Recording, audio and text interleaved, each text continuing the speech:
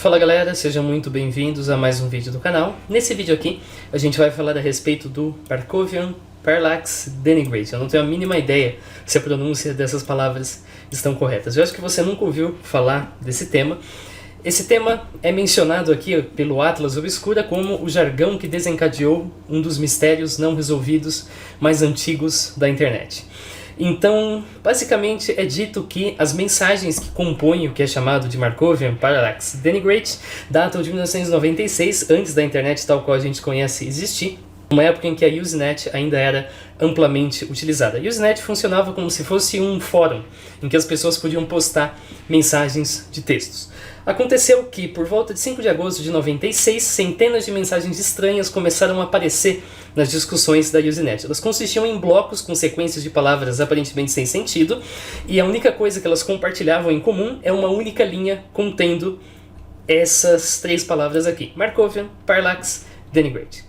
Pelo menos é isso que diz aqui a versão do Atlas Obscura. E aqui ele inclusive cita um exemplo de mensagem. Essa mensagem aqui tem trechos em português, porque eu estou usando a tradução automática do Google para ficar mais fácil, até para quem não entende inglês poder ler o que aparece na minha tela, mas se eu voltar para o original, você vai poder ver aqui um exemplo de mensagem. Então, centenas de mensagens, aparentemente todas com esse mesmo título aqui que eu acabei de falar, foram postadas nesses fóruns da Usenet, conforme você pode perceber aqui.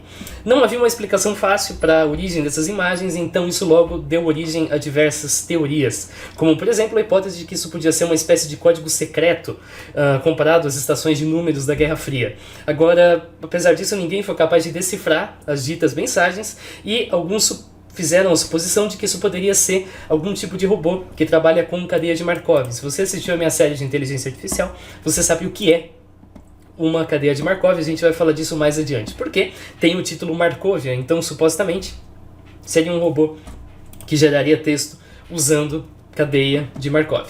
O Kevin Morris, que escreveu uma matéria para o Daily Dot a esse respeito, supôs que uma mulher chamada Susan Lindauer, que foi acusada, vocês vão entender mais adiante, mas de uma acusação que normalmente é feita contra espiões, tivesse relação com essas mensagens, porque as mensagens supostamente teriam sido enviadas a partir do e-mail dela. Porém, ela conversou com o Daily Dot e ela disse que não, ela não é a pessoa que fez esse envio. Então aí surgiram novas suposições de que talvez fosse alguém tentando acusar ela de alguma coisa, tentando descredibilizar ela e assim por diante. Nesse vídeo, então, a gente vai falar a respeito deste incidente. A gente não vai chegar em absolutamente toda possível conclusão, porque tem coisa que simplesmente não dá para descobrir, mas a gente vai conseguir chegar bastante em o que esse negócio é, o que esse negócio não é, o que esse negócio tem muito pouca chance de ser, e assim por diante. Antes de tudo, eu queria agradecer de coração a quem me desejou melhoras no vídeo passado. Eu garanto que ler aquelas mensagens me ajudou bastante, e acho que as coisas estão melhores, então vamos seguir adiante. Já falei para vocês aqui da história. Então a primeira coisa que a gente pergunta é, afinal de contas, isso aconteceu na Usenet, mas como que eu posso obter essas ditas mensagens? Pois é dito que todas as mensagens foram postadas nesse fórum aqui, um fórum cristão da igreja de Boston. Esse fórum foi arquivado pelo Google, justamente quando o Google recebeu os arquivos da Usenet no Google Groups. Então, se você pesquisar por Markovian justamente no fórum dessa igreja, você vai encontrar a suposta mensagem aqui. Essa mensagem foi postada em 5 de agosto de 96. Ignorem a hora, tá? 4 da manhã é a hora padrão para todas as mensagens, absolutamente todas as mensagens. Porém, a mensagem é essa aqui. A matéria do Daily Dot afirma que foram postadas centenas de mensagens com o título Markovian Parallax Denigrate, mas que apenas uma sobreviveu. Essa aqui seria a suposta mensagem que sobreviveu. Agora, aqui a gente já pega a primeira contradição. O que eu fiz foi, eu vim aqui no fórum da igreja cristã em Boston, coloquei a data entre 5 de agosto e 6 de agosto do ano 1996 e olha só o que eu achei. Um monte de mensagem que tem exatamente o mesmo estilo, que tem exatamente a mesma coisa. Tem um autor, tem um título e tem uma série de mensagens, tem uma série de palavras dispostas em linhas e que aparentemente não fazem sentido algum. Desse jeito aqui. Então tá aqui. É dito que sobreviveu apenas uma mensagem e que todas as mensagens têm o título Markovian Parallax Denigrate. A gente acabou de perceber que não. Sobreviveu um monte de mensagem e essas mensagens não possuem o título Markovian Parallax Denigrate, mas possuem outros títulos também compostos por palavras que aparentemente não fazem sentido nenhum. Ok, então você deve pensar, beleza, a gente vai analisar esse negócio, a gente precisa obter essas mensagens, porque o Google Groups não é um negócio tão amigável assim de você trabalhar de forma automática, de você analisar esse rolê de forma automática. Pois é, obter esses negócios de forma automática deu trabalho, mas foi possível de ser feito. Tem duas coisas que você não quer saber como são feitas, salsichas e isso aqui. Mas mesmo assim eu vou explicar por cima, se você quiser depois você vê detalhadamente como funciona. Então a primeira coisa que eu fiz foi percorrer um por um aqui dessas páginas com aproximadamente 30 resultados. Fui cada uma delas e salvei a página HTML usando essa extensão aqui. Depois disso, eu peguei todo o HTML dessas páginas, de cada uma delas, coloquei num único arquivo de texto, joguei o arquivo de texto nesse rolê aqui e obtive os links de cada uma dessas páginas. Aí eu filtrei os links, porque tem link aqui que aponta para o meu perfil, por exemplo. Tem link aqui que aponta para uma nova conversa. Então eu filtrei os links que eram links de postagens, usando aí uma série de padrões nesse recurso aqui. Então o programa baixou todas as páginas. Aqui você tem todas as páginas, conforme você pode perceber. Cada um desses arquivos aqui é um arquivo HTML que contém uma mensagem, você pode abrir qualquer uma. Isso vai estar aí na descrição para você baixar, eu vou deixar no Mega, no arquivo zip. Enfim, tudo foi baixado. Aí depois eu rodei um programa em Python, um extrator, que pega cada arquivo HTML e extrai as 3 informações relevantes pra gente. Vamos pegar uma mensagem aqui qualquer para você entender do que eu estou falando. Ele vai extrair o texto da mensagem, ele vai extrair o nome do autor da mensagem, e ele vai extrair o título da mensagem. Feito isso, ele vai salvar essas coisas em 4 arquivos JSON. Ele vai salvar isso, também o quarto arquivo vai armazenar simplesmente o nome de cada um dos arquivos, isso é importante para fins de conferência. Um arquivo vai armazenar o nome dos autores, conforme você pode notar, outro arquivo vai armazenar os textos e outro arquivo vai armazenar os títulos. E depois eu fiz um outro programa em Python, esse já é o nosso segundo programa em Python, você pode encontrá-lo neste link aqui, que pega cada um desses arquivos de texto, cada um desses 4 arquivos JSON que eu mostrei para vocês, e converte a enésima informação de cada um dos arquivos, que corresponde a uma mesma mensagem, em um objeto na linguagem Python que contém nome do arquivo, autor, título e texto. E aí ele armazena isso num vetor de objetos. Então com isso a gente agora normalizou tudo para uma coisa que pode sofrer análises estatísticas, para uma coisa que a gente pode analisar, para uma coisa que a gente pode processar facilmente. Na prática você não precisa se preocupar com nada disso porque isso já está tudo feito. Mas ok, o que a gente vai fazer exatamente com o texto? Determinar se as mensagens têm ou não significado é uma tarefa meio impossível se a gente pretende decifrá-las. A gente pode verificar se tem ali alguma esteganografia social simples, tipo primeiras letras, segundas letras, enésimas letras, primeira, segunda, terceira, isso não leva a resultado nenhum. Mas a gente pode também fazer uma análise do ponto de vista estatístico. A gente pode tentar checar se o texto original parece ter algum tipo de padrão que um texto aleatório equivalente não tem. Vou dar um exemplo para você. Imagina que você não conheça inglês. Você só conhece os caracteres. Você sabe o que é um G, um M, um T e assim por diante. E você tem essas duas frases aqui. Good morning, today's a good day. E você tem essa frase aqui, que são simplesmente letras dispersas aleatoriamente, seguindo o mesmo padrão anterior. Se você analisar, claro, uma única frase é muito pouco, mas ainda dá para fazer isso. Porém, se você pegar um texto muito grande gerado nesse padrão, um par de textos assim, você com certeza vai encontrar alguns padrões no primeiro texto que não estão presentes no segundo. E se você gerar outros textos com o mesmo estilo do segundo, você vai ver que algumas coisas aparecem ali. Essas coisas são simplesmente produto do acaso. Porém, o primeiro texto vai se destacar em relação ao segundo. O primeiro texto vai ter uma frequência de letras diferente do segundo. O primeiro texto vai ter letras adjacentes que não aparecem no segundo com frequência. O primeiro texto vai ter palavras mais frequentes e assim por diante. Então, é basicamente isso que a gente faz, tanto para o título das mensagens, quanto para o autor, quanto para o texto. Acho que você já pegou o que é cada coisa. Isso aqui é texto, isso aqui é autor e isso aqui é título. São essas 3 informações que são relevantes para nós. Ao todo, nós temos 618 mensagens, porque quando eu baixei essas páginas aqui, eu obtive um pouquinho mais. Aí eu fui meio na intuição, pesquisando as mensagens lá no arquivo do Google e depois fazendo correspondência aqui para apagar as postagens que não tinham absolutamente nada a ver com o que a gente estava procurando. Eram simplesmente postagens normais feitas no fórum naquele dia. Atualmente nós temos um total de 618 mensagens. Aqui a gente tem 625 porque nessa versão aqui as páginas erradas ainda não foram expurgadas. Mas aqui no Python a gente já tem só as mensagens corretas. Então, o que exatamente a gente pode fazer com esse negócio. Eu falei para vocês que a gente tem, claro, um texto de controle, um texto aleatório. Agora, para a gente ter um texto aleatório, a gente tem que ter um texto aleatório parecido com o texto original. Porque se eu comparar isso aqui com simplesmente um monte de letras em sequência, sem nenhum espaço, por exemplo, então é claro que a gente vai ter diferença. Ou se eu pegar aqui e simplesmente comparar com letras aleatórias, a gente certamente vai ter diferença. Porque aqui a gente tem palavras. Se eu colocar simplesmente letras aleatórias, eu vou ter letras aleatórias, é claro que vai dar diferente. Então, o primeiro passo é a gente fazer uma hipótese. Ok, a nossa hipótese vai ser, isso aqui foi feito escolhendo palavras de forma aleatória. A primeira pergunta que é feita nessa situação é, de onde essas palavras vieram? E para isso, a gente supõe, vieram de um dicionário. Ok, óbvio. Porém, qual é esse dicionário? Aqui a coisa fica um pouquinho mais chata, porque a gente tem que achar um dicionário que contenha todas as palavras e dê 100% de match. Isso é difícil de fazer, mas a gente eventualmente consegue. A gente pode usar alguns erros de ortografia. Então, por exemplo, Kirchhoff, está escrito aqui. Kirchhoff é o cara lá das leis de Kirchhoff, que você deve conhecer. Se você pesquisar aqui, você vai ver que o nome correto, na verdade, possui 2 Hs e 2 Fs. Então, isso aqui é um erro.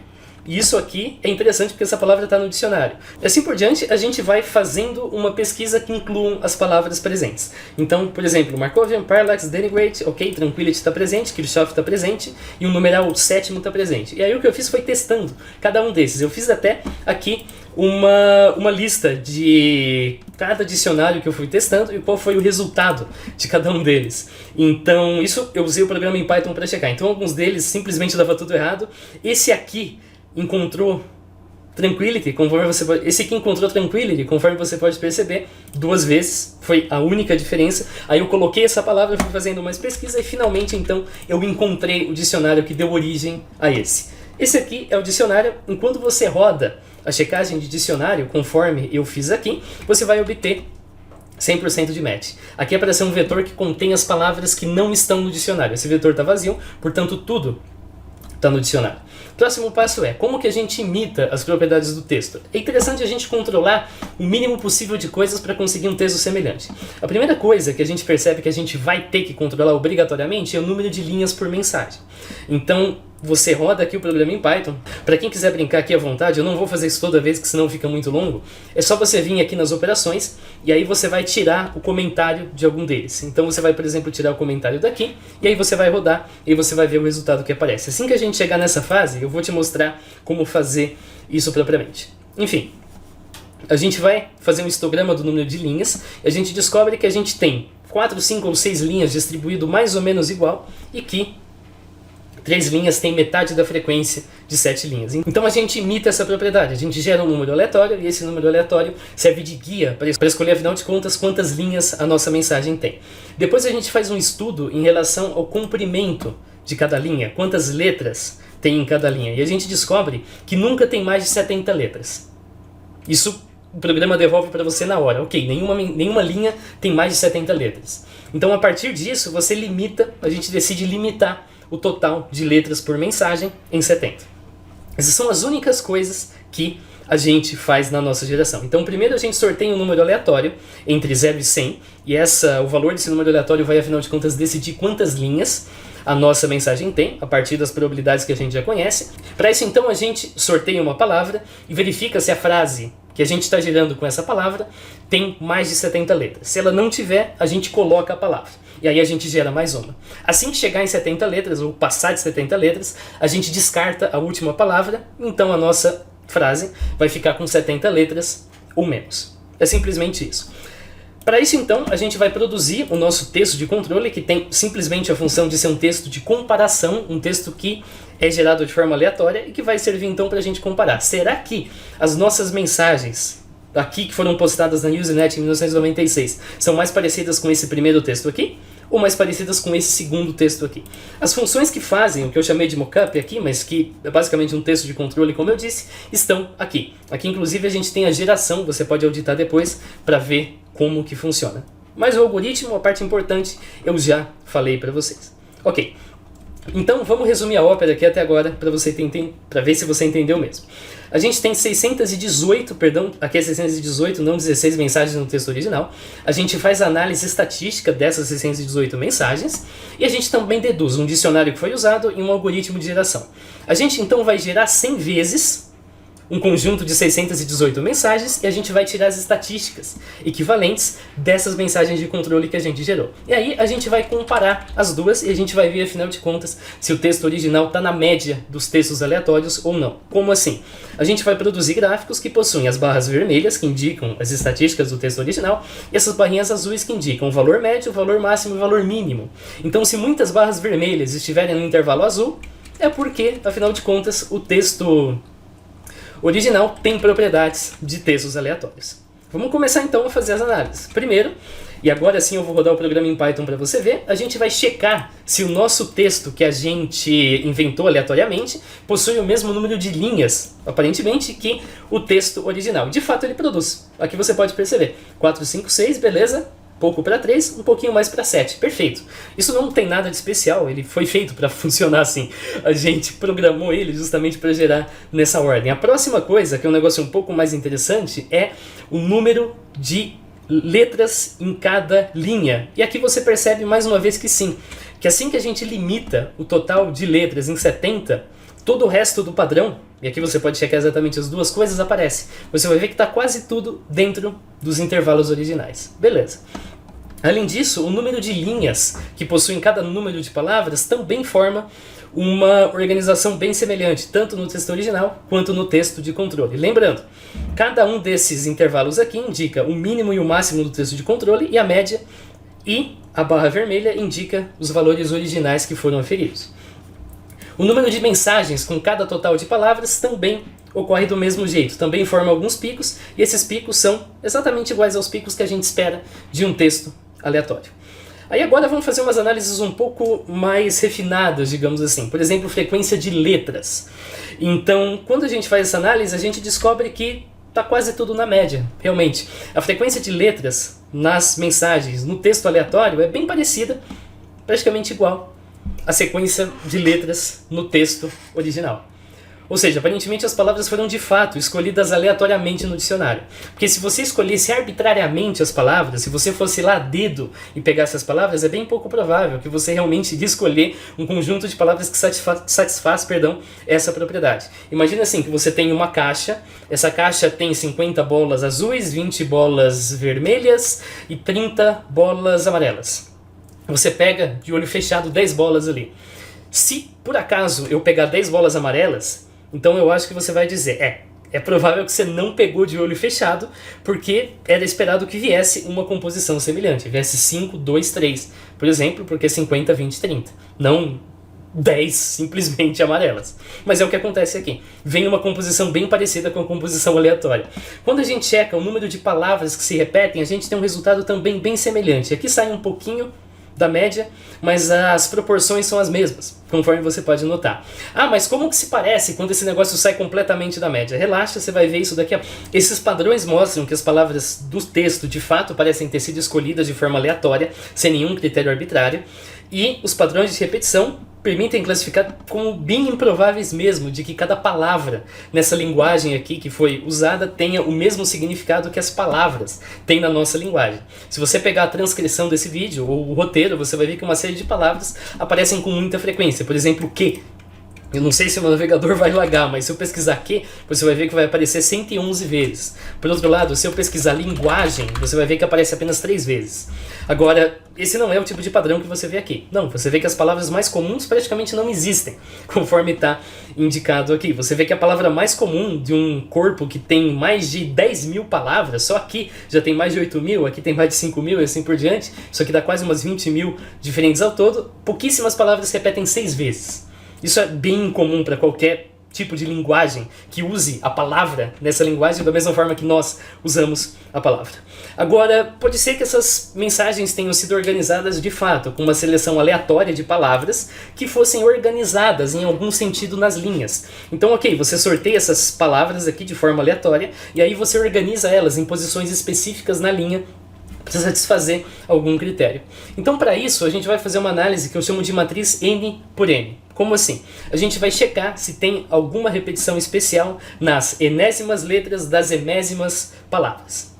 Como assim? Imagina que eu esteja fazendo uma matriz 2 por 2. Então eu vou pegar a segunda letra da segunda palavra de toda a linha. Então aqui eu vou pegar o R, aqui eu vou pegar o C, aqui eu vou pegar o M e aqui eu vou pegar o A, por exemplo. E aí eu vou ver se a frequência dessas letras muda em algum sentido. Aqui a gente tem um exemplo para primeira letra da segunda palavra. Aqui você já pode perceber que está tudo na média do mesmo jeito. Porém, se a gente considerar 14 palavras e 14 posições, a gente teria que fazer 14 vezes 14 combinações. Isso, eu vou até calcular aqui, se eu não me engano vai dar 196.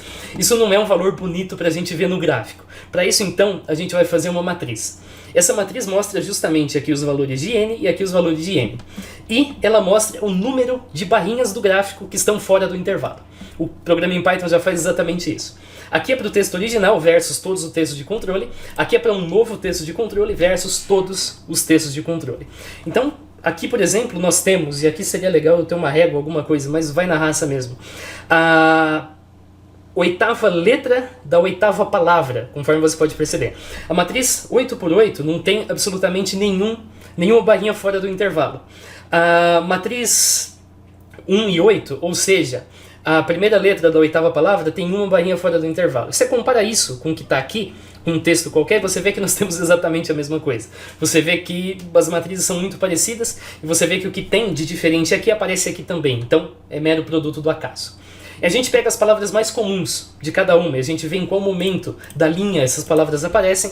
Também não tem nada de especial aqui. Também parece produto do acaso. É óbvio que as palavras no texto de controle e as palavras no texto original são diferentes, mas o lugar em que elas aparecem, os padrões que aparecem de um lado aparecem do outro também.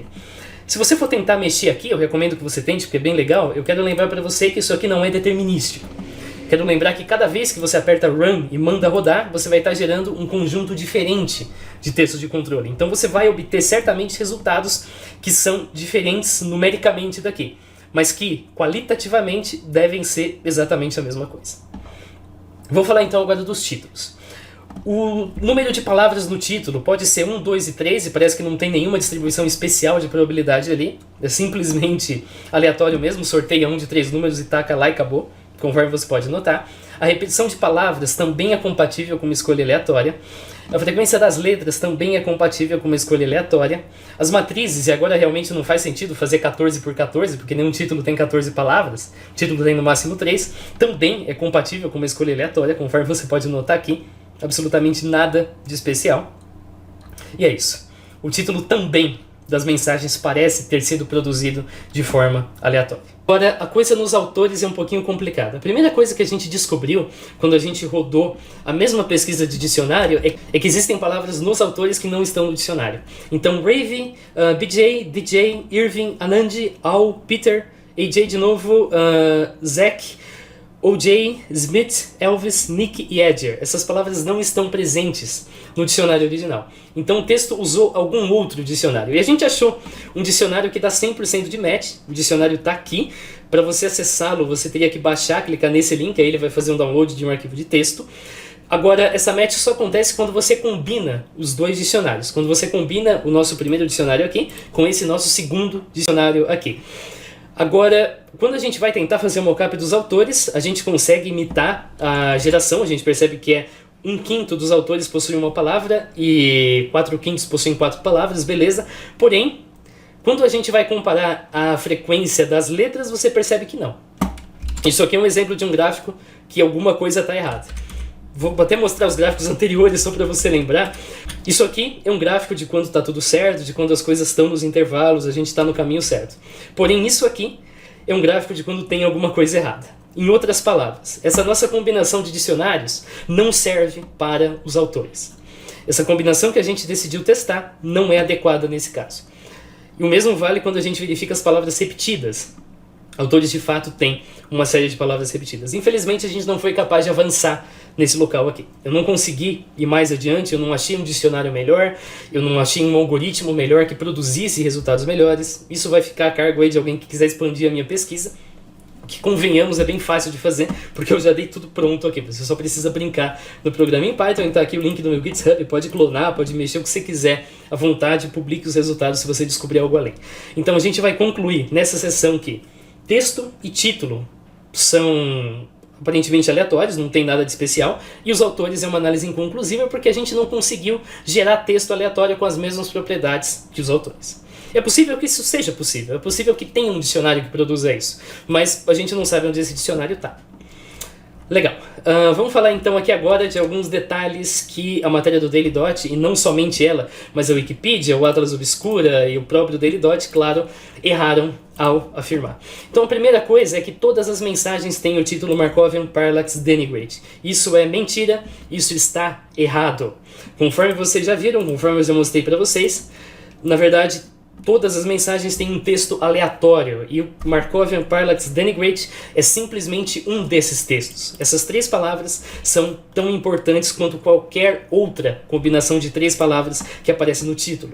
Ou menos palavras, por exemplo, espectroscopia, ou Constellation Cabin, ou Sagittarius Solution, ou Parsonage Mind, e assim por diante, ou Smell Monastery Harness. Enfim, vocês já entenderam a ideia. Markovian Parallax Denigrate é simplesmente 3 palavras que foram usadas em um dos títulos e uma mensagem que por acaso acabou sendo a mensagem mais famosa. É só você pegar a mensagem original do Markovian e você vai perceber que de fato ela tem um monte de respostas, um monte de visualizações. Aqui foi eu que estava testando uma coisa, vocês vão entender logo. Mas enfim, pega uma mensagem qualquer, por exemplo essa, 23 visualizações. Pega a mensagem original e vê lá quantas visualizações tem. 3.000, quase 4.000 visualizações. Essa ficou mais famosa, mas é só. Markovian não tem nada de especial. Então a ideia de que isso supostamente seria gerado com uma cadeia de Markov é um sistema que produz um estado seguinte probabilístico através apenas do estado anterior.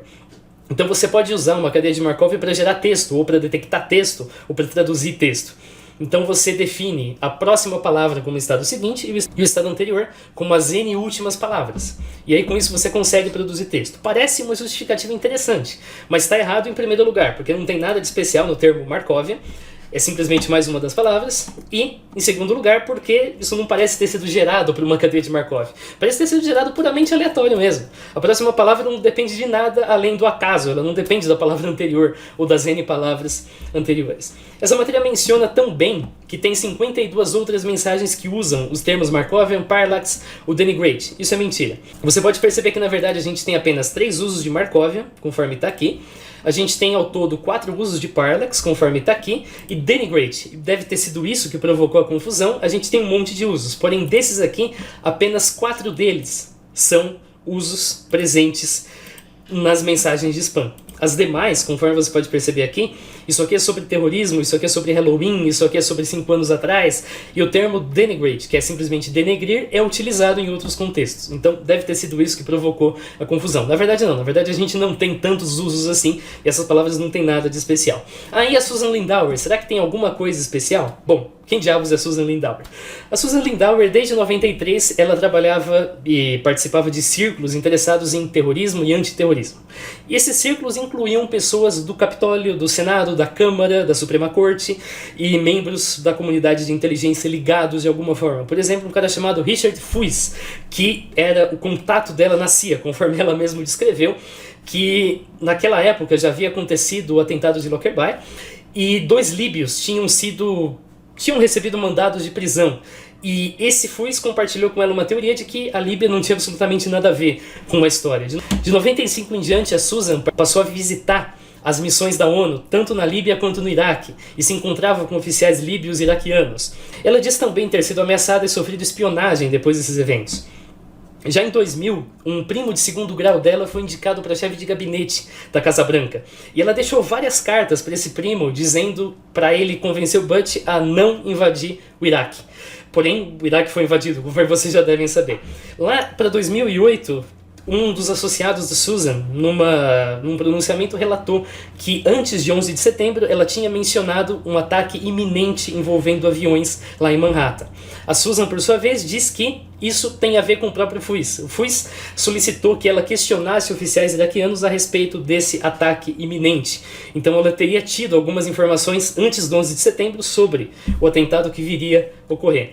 Em 2004, a Susan foi presa sob acusações de agir como um agente não registrado para uma nação estrangeira. Essas essa tipo de acusação geralmente é feita contra espiões estrangeiros, então por isso alguns classificam ela como uma espiã. Porém ela negou, ela disse que ela é apenas uma ativista da paz, e em 2006 ela foi solta por ser considerada delirante, incapaz de forma incapaz no sentido psiquiátrico, e ela não conseguiria influenciar nenhuma pessoa normal com as ideias dela. Ela inclusive foi, durante o período em que ela ficou presa, tentaram dar antipsicóticos para ela, mas ela recusou, e a possibilidade dela ser forçada a tomar esses remédios foi negada pelos juízes. Aqui a gente tem algumas matérias a esse respeito. Bom, a Lindauer realmente possui uma vida bem conturbada, que talvez até daria pra gente falar num vídeo. Agora, a matéria do Daily Dot diz então que todas as mensagens foram enviadas a partir do e-mail dela. E cita aqui esse exemplo. Tá aqui, o e-mail dela está aqui, Markovian Parallax Denigrate. É verdade. Essa mensagem aqui foi enviada a partir do e-mail dela. Mas agora vem a outra pergunta. A matéria já errou dizendo que todas as mensagens têm esse título. Isso a gente já viu que é mentira. Será que todas as mensagens de fato foram enviadas a partir do e-mail dela? A gente vai fazendo uma pesquisa. Eu tentei acessar o Usenet, tentei baixar o arquivo, não consegui. Mas felizmente a gente não precisa. Eu achei aqui uma postagem lá de 96 falando justamente a respeito desse comportamento estranho de spam, em que algumas mensagens são citadas. Vamos ver então, vamos ver quais são essas mensagens. Aqui a gente tem a primeira mensagem. A primeira mensagem chama-se Sistine Detestation Shotgun, e ela foi enviada de um tal de hobbyrow@galactica.it, conforme você pode perceber. A segunda mensagem chama-se Pterodactyl Macroscopic Maltese, e ela foi enviada de um tal de boom@skylink.net. Em outras palavras, cada mensagem foi enviada com um endereço de e-mail diferente, e o e-mail da Susan foi apenas um deles que, por um acaso, estava na mensagem que se tornou mais famosa. Essa mensagem ela só é mais famosa porque o público decidiu torná-la mais famosa. Se alguém tivesse descoberto essa, por exemplo, e começado a falar dessa, e chamado mais gente, assim por diante, essa aqui ficaria mais famosa. A gente conheceria esse rolê como Smell Monastery Hardness, que certamente é um nome menos menos impositivo do que esse original aqui. Porém, essa palavra aqui, essa mensagem aqui, perdão, é uma mensagem arbitrária. É apenas uma de mais de 600 mensagens, e o e-mail dela não tem nada de especial. Então não faz sentido a gente envolver a Susan diretamente, porque a Susan é tão importante para o caso quanto as outras 618 pessoas que tiveram o seu e-mail envolvido. Não, isso não tem nada a ver com a Susan propriamente. Não, isso não é alguém tentando incriminar a Susan, porque incriminou outras 600 e poucas pessoas, entre aspas aí. Na verdade, o que aconteceu foi simplesmente chamado de spoofing de e-mail, e pela mesma razão não é ninguém tentando descredibilizar a Susan. Mas afinal de contas, será que esse ataque é fácil de fazer? Será que tem precedentes? A verdade é que sim. A verdade é que em 94 a Usenet já tinha sofrido outros 3 ataques de spam. Isso é uma história até bastante interessante.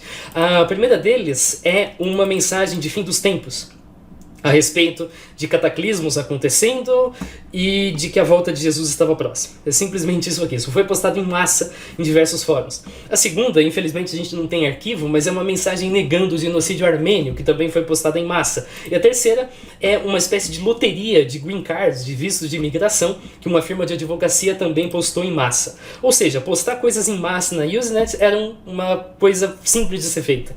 Não era uma coisa tão difícil assim. Você só precisava postar em massa mesmo, e gerar essas mensagens também só envolvia pegar um dicionário e gerar números aleatórios. 96 parece há muito tempo atrás, mas nós já tínhamos computadores, nós já podíamos usar computadores. Pessoas já sabiam programar computadores. A gente não ficava montado em estegossauro. Era bem viável de fazer um ataque do tipo, tanto é que as pessoas já tinham feito ataques parecidos. A diferença é que esse foi um ataque completamente troll mesmo. Foi uma pessoa que não tinha objetivo nenhum, provavelmente, além de simplesmente poluir o fórum e provocar o caos, conforme você pode perceber aqui. O dicionário em questão a gente foi tentar procurar e a gente encontrou um uso dele de 2002, conforme você pode perceber. Isso aqui está simplesmente nos arquivos de um curso. Não sei exatamente qual curso da faculdade esse curso é, mas aqui a gente tem um programa. Esse programa eu imagino que ele esteja em linguagem C. A ideia justamente é que os alunos trabalhassem com esses programas aqui e com essas listas para realizar as atividades do curso. Então aqui a gente tem o nosso dito dicionário, ou seja, esse dicionário já existia na época. E esse ataque não ficou restrito ao grupo da Igreja Cristã. Tem outros 2 grupos, pelo menos, que esse ataque apareceu. O primeiro grupo que a gente está falando desde o começo do vídeo é o grupo da igreja em Boston. Esse ataque também foi feito no grupo simplesmente dos cristãos, então a gente tem um grupo de cristão que engloba todas as demais igrejas, todos os demais grupos de igreja. Foi feito nesse grupo aí, no grupo imediatamente acima. Ironicamente, isso é mais uma evidência de que ele é simplesmente um troll, foi feito no grupo para discutir práticas abusivas na internet. Então isso foi meio que um ataque mesmo, dizendo assim, olha, vocês têm um grupo para discutir spam e eu vou simplesmente postar a maioria dos spams desse grupo. Você pode ver que aqui a gente tem um resultado de 30 num total de 18.007 resultados. Ou seja, ele fez spam pra caramba nesse grupo aqui. Aqui a gente tem mais uma série de mensagens que eventualmente até podem ser estudadas, caso você queira ir mais a fundo. Mas tudo o que indica, tudo o que isso parece ser, é simplesmente um troll mesmo que decidiu fazer spam em massa, e é o que tudo indica, talvez até o maior ataque de spam na Usenet até então. Isso dependeria de estudar a dimensão desses outros ataques aqui. E claro, os remetentes são forjados usando uma técnica chamada email spoofing. Você pode ler aqui sobre como isso é feito. Isso é feito ainda até hoje. Até hoje ainda é possível forjar e-mails do tipo, parecendo que eles vieram de um remetente que na verdade não veio. Para isso, você só precisa de uma lista de e-mails pré-definida. Foi usado também um servidor europeu aberto que já era usado por spammers em outras ocasiões para propagar essas mensagens. Conclusões. Esse incidente, conhecido como Markovian Parallax Denigrate, de fato aconteceu, mas ele foi muito deturpado ao longo dos anos e provavelmente é só um incidente de spam feito na Usenet por um troll. Os textos e o título não parecem ter nenhum significado, porém os nomes de autores requerem mais pesquisa. Boa parte das mensagens de fato sobreviveram e estão nos arquivos do Google Groups. Não tem nada de especial no nome Markovian Parallax Denigrate, isso torna a hipótese da cadeia de Markov injustificada. Não tem nada de especial no nome da Susan, porque é apenas mais um e-mail dentre centenas. Isso torna as hipóteses que envolvem espionagem, a própria Susan, também infundadas. Tem precedentes de ataques de spam na Usenet no passado, e esse mesmo ataque envolveu mais 2 grupos, dos quais a gente conhece. Podem ser que ainda tenham outros grupos afetados por aí. Valeu por você que assistiu, em breve a gente se vê. Falou!